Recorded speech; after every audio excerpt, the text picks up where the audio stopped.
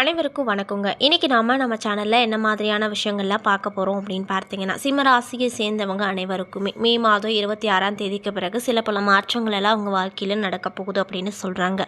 அந்த விஷயங்கள்லாம் என்ன, மேலும் நீங்கள் இந்த காலகட்டத்தில் என்ன மாதிரியான விஷயத்தில் கவனமாக இருக்கணும், என்ன விஷயம்லாம் பண்ணணும் பண்ணக்கூடாது அப்படிங்கிறத பற்றி தான் நான் இன்றைக்கி இந்த வீடியோ பதிவின் மூலிமா முழுசாக உங்ககிட்ட சொல்ல போகிறேன். இந்த பதிவில் சொல்லக்கூடிய எல்லா தகவலுமே சிம்ம ராசியை சேர்ந்தவங்களுக்கு ரொம்பவே பயன் தரக்கூடிய விஷயங்களாக கண்டிப்பாக இருக்க போகுது. ஸோ வீடியோவை ஸ்கிப் பண்ணாமல் தொடர்ச்சியாக பாருங்கள். அது மட்டும் இல்லாமல் உங்களுக்கு சிவபெருமானை ரொம்ப ரொம்ப பிடிக்கும் அப்படின்னா அந்த வீடியோக்கு ஒரு லைக் பண்ணிவிட்டு நம்மளுடைய கமெண்ட் பாக்ஸில் ஓம் நமச்சிவாயா போற்றி அப்படின்ற இந்த சக்தி வாய்ந்த மூலமந்திரத்தை மறக்காமல் 3 முறை பதிவு பண்ணுங்கள். நீங்கள் இந்த சமயம் அந்த சிவபெருமானை நினைத்து இப்படி ஒரு விஷயம் பண்ணும்போது கண்டிப்பாக நீங்கள் என்ன விஷயம்லாம் நடக்கணும்னு நினைக்கிறீங்களோ அந்த விஷயங்கள் அனைத்துமே அவர் நிச்சயமாக நடத்தி காட்டுவார். ஸோ நம்பிக்கையோடு இந்த ஒரு விஷயத்தை பண்ணி பாருங்கள். மேலும் இது போன்ற ஆன்மீகம் சம்மந்தப்பட்ட வீடியோஸ் எல்லாம் நீங்கள் பார்த்து தெரிஞ்சுக்கணும் அப்படின்னு ஆசைப்பட்டால் நம்ம சேனலை மறக்காமல் சப்ஸ்கிரைப் பண்ணிவிட்டு பாருங்கள். ஸோ இப்போ வாங்க நம்ம வீடியோக்குள்ளே போய் முழுசாக பார்த்து தெரிஞ்சுக்கலாம்.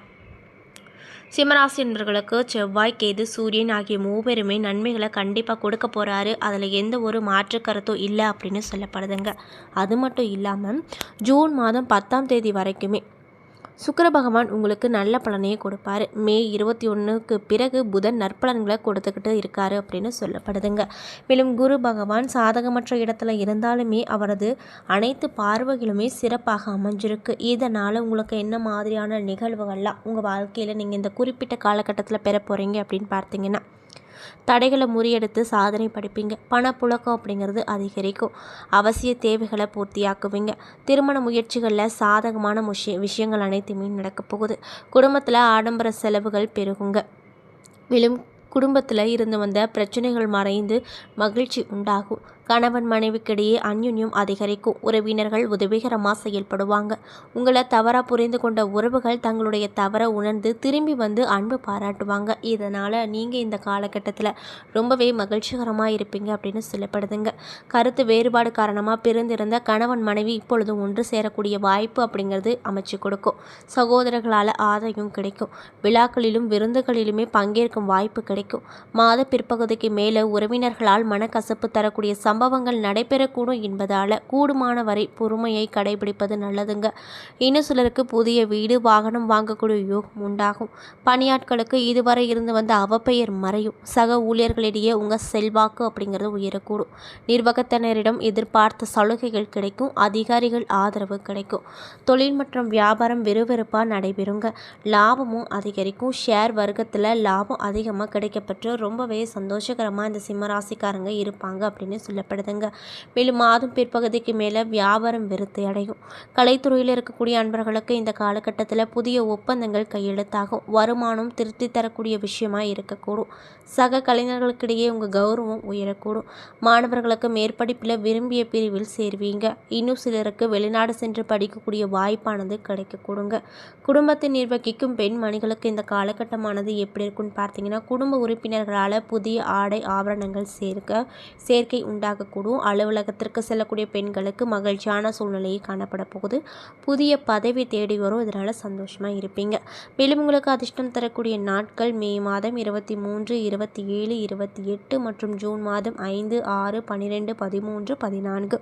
அதிர்ஷ்டம் தரக்கூடிய எண்கள் 2, 9. சந்திராஷ்டம தினங்கள் ஜூன் 7, 8.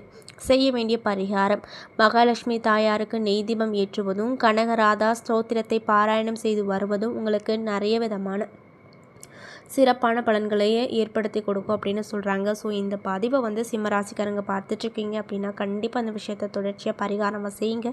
கண்டிப்பாக அந்த இரு தெய்வங்களும் உங்களுக்கு நல்லதையே கொடுப்பாங்க. மேலும் சிம்மராசியில் இருக்கக்கூடிய மகம் நட்சத்திர அன்பர்களுக்கு இந்த காலகட்டமானது எப்படி இருக்குன்னு பார்த்தீங்கன்னா, மனதில் நினைத்ததை நடத்தி முடித்திட வேண்டும் அப்படிங்கிற எண்ணத்தை கொண்டு இருக்கக்கூடிய உங்களுக்கு இந்த காலகட்டம் அப்படிங்கிறது யோகமான காலகட்டமாக கண்டிப்பாக இருக்கும். அது மட்டும் இல்லாமல் உங்களுடைய ராசிக்குள்ளே ஞான மோட்சகாரகன் சஞ்சரிப்பதால் மனக்குழப்பம் அப்படிங்கிறது அதிகரிக்கும். குடும்பத்தில் நிம்மதி இல்லாத நிலை ஏற்படும். மற்ற கிரகங்களின் சஞ்சாரம் இந்த மாதத்தில் உங்களை உச்சத்திற்கு கொண்டு செல்லும். ராசிநாதன் சூரியன் ஜீவனஸ்தானத்தில் கேந்திர பலத்தோடு இருப்பதால் எடுத்த வேலை எல்லாமே வெற்றியாகும். அரசு வழியில் முயற்சியை எடுத்த விஷயங்கள் அனைத்துமே சாதகமான பலனை கொண்டு வந்து சேர்க்குங்க. மேலும் உத்தியோகத்தில் ஏற்பட்ட பிரச்சனை முடிவுக்கு வரும். அரசியல் துறையில் இருக்கக்கூடியவங்களுக்கு செல்வாக்கு உயரக்கூடும். பணியாட்களுக்கு எதிர்பார்த்த இடமாற்றம், பதவி உயர்வு போன்றவை கிடைக்கும். வேலை தேடி வந்தவர்களுக்கு வேலை நியமன உத்தரவு கிடைக்குங்க. மாதம் முழுவதுமே அதிர்ஷ்டக்காரகன் சுக்கிரன் சாதகமாக சஞ்சரிப்பதால் பொன் பொருள் சேர்க்கை உண்டாகும். குடும்பத்தில் மகிழ்ச்சியான நிலை காணப்படும். கணவன் மனைவிக்குள்ள ஒற்றுமை அதிகரிக்கும். புதிய வீடு வாகனம் வாங்கக்கூடிய முயற்சியில் நீங்கள் இருக்கீங்க அப்படின்னா அதில் வெற்றி கிடைக்குங்க. அது மட்டும் இல்லாமல் உங்களுடைய பிள்ளைகள் நலனில் அதிகமாக அக்கறை கொடுங்க. வியாபாரத்தை பொறுத்த வரைக்கும் முன்னேற்றம் கிடைக்கும். மேலும் ஜூன் மாதம் 8ஆம் தேதி வரைக்குமே 12வது இடமான விரயஸ்தானத்தில் சஞ்சரித்தாலுமே அங்கு அவர் நீச்சம் அடைந்திருப்பதால் உங்களுக்கு செவ்வாய் பகவான் விரைய செலவுகளையும் வீண் அலைச்சலையும் கட்டுப்படுத்துவார். மேலும் உங்களுக்கு அதிர்ஷ்டம் தரக்கூடிய நாட்கள் மே மாதம் 25 மற்றும் 28. செய்ய வேண்டிய பரிகாரம் கற்பக விநாயகரை வழிபட்டு வர நன்மை உண்டாகும். மேலும் பூரம் நட்சத்திர அன்பர்களுக்கு இந்த காலகட்டம் எப்படி இருக்க போகுதுன்னு பார்த்தீங்கன்னா, எதிலும் முதல் இடத்தை நோக்கி நடை போட்டு வரும் உங்களுக்கு இந்த காலகட்டம் அதிர்ஷ்டமான காலகட்டமாக இருக்குங்க. மேலும் உங்களுடைய ராசிநாதன் 10வது இடத்துல சஞ்சரிப்பதோடு மட்டுமல்லாமல் நட்சத்திரநாதன் சுக்கிரனின் சஞ்சரமும் இந்த மாதம் முழுவதும் சாதகமாக இருப்பதால் இந்த மாதத்தில் உங்களுக்கு மிக யோகமான மாதமாக இருக்க போகுது. மேலும் குரு பகவானின் சஞ்சரமும் பார்வைகளும் இந்த நேரத்தை உங்களை முன்னேற்றத்திற்கு கொண்டு செல்லுங்க. வருமானத்தை தடையில்லாமல் வழங்குவார். செல்வாக்கை உயர்த்துவார். தடைப்பட்ட வேலை ஒவ்வொன்றாக நடைபெற ஆரம்பிக்கும். வியாபாரம் மற்றும் தொழிலில் லாபம் அதிகரிக்கும். திருமண வயதில் இருக்கக்கூடியவங்களுக்கு நல்ல வரன் கிடைக்குங்க. குழந்தை பாக்கியத்திற்காக காத்து கொண்டிருப்பவர்களுக்கு நல்ல தகவல் கிடைக்கும். பூர்வ சொத்து விவகாரத்தில் ஏற்பட்ட பிரச்சனை முடிவுக்கு வரும். இன்னும் சிலருக்கு காதல் கைகூடி திருமண வரையில் செல்லும். பொன் பொருள் சேர்க்கை உண்டாகும். இழுப்பறையாக இருந்த வழக்குகள் சாதகமாக முடியும். புதிய தொழில் தொடங்க முயற்சியில் வெற்றி கிடைக்கும். அதற்காக எதிர்பார்த்த அனுமதியும் கிடைக்க போகுது. புத பகவான் சஞ்சரமே மே மாதம் 16 முதல் சாதகமாக இருப்பதால் உங்கள் கனவு அனைத்துமே நனவாகும். எதிர்பார்த்த ஒப்பந்தம் கிடைக்கும். கலைஞர்களுக்கு நிலை முன்னேற்றம் அடையக்கூடும். உத்தியோகத்தில் இருக்கக்கூடியவங்களுக்கு தடைப்பட்டு வந்த பதவி உயர்வு கிடைக்க போகுது. வியாபாரிகள் செய்து வரும் தொழிலோடு புதிய தொழில் தொடங்கும் முயற்சி வெற்றியாகும். கேட்ட இடத்திலிருந்து பண வருமானம் தாராளமாக கிடைக்கும். நினைத்த வேலைகளை நினைத்தபடி நடத்தி முடித்து சாதனை புரிவீங்க. மேலும் உங்களுக்கு சந்திராஷ்டம தினங்கள் மே 23. அதிர்ஷ்டம் தரக்கூடிய நாட்கள் மே 24, 28. செய்ய வேண்டிய பரிகாரம் திருவள்ளீஸ்வரரை வழிபட்டு வர வாழ்க்கையில் வளம் உண்டாகும். மேலும் உத்திரம் 1ஆம் பாத நட்சத்திர அன்பர்களுக்கு இந்த காலகட்டம் எப்படி இருக்க போகுதுன்னு பார்த்தீங்கன்னா, வாழ்வில் முதன்மையான இடத்துல இருக்க வேண்டும் அப்படின்னு குறிக்கோளோடு வாழ்ந்து வரும் உங்களுக்கு இந்த காலகட்டம் நிறைய விதமான சிறப்பான நன்மைகளை கொடுக்கக்கூடிய காலகட்டமாக இருக்க போகுது. ஜென்ம ராசிக்குள்ளே கேது சஞ்சரித்தாலும் ராசிநாதன் சூரியனின் சஞ்சாரம் சாதகமாக இருப்பதால் உங்கள் வேலைகள் எல்லாம் நினைத்தபடி நடக்கும். இதுவரையில் இருந்து வந்த தடை ஒவ்வொன்றாக விலக ஆரம்பிக்கும். அரசு வழியில் எதிர்பார்த்த அனுமதி சலுகைகள் போன்றவை கிடைக்கும்.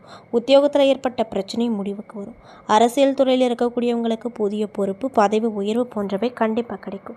மேலும் தொண்டர்கள் பலம் கூடும். லாபஸ்தானத்தில் சஞ்சரிக்கும் குரு பகவான் பணப்புழக்கத்தை அதிகரிப்பார். வியாபாரத்திலையும் சரி தொழிலையும் சரி லாபத்தை உண்டாக்குவார். நெருக்கடிகளில் இருந்து உங்களை காப்பாற்றுவார். அவருடைய பார்வைகளும் உங்கள் வாழ்க்கையை வளமாக்குவார். குரு பார்க்க இடமெல்லாம் சுபத்துவம் அடையும் என்பதால் தைரியமும் தன்னம்பிக்கையும் உங்களுக்கு இந்த காலகட்டத்தில் அதிகமாக இருக்குங்க. குடும்பத்தில் இருந்து வந்த சச்சரவுகள் முடிவுக்கு வந்து ஒற்றுமையான நிலை உண்டாகும். பூர்வ சொத்து கைக்கு வரும். உறவினர்கள் மத்தியில் செல்வாக்கு அதிகரிக்கும். கூட்டு தொழிலில் இருக்கக்கூடியவங்களுக்கு நிறைய விதமான லாபத்தை பெற்று மகிழ்ச்சிகரமாக இருப்பாங்க அப்படின்னு சொல்லப்படுதுங்க. அது மட்டும் இல்லாமல் புதன் பகவான் மே மாதம் 16 முதல் சாதகமாக சஞ்சரிப்பதால் புதிய இடம் வாகனம் என்ற கனவு நனவாகும். புதிய ஒப்பந்தம் கிடைக்கும்.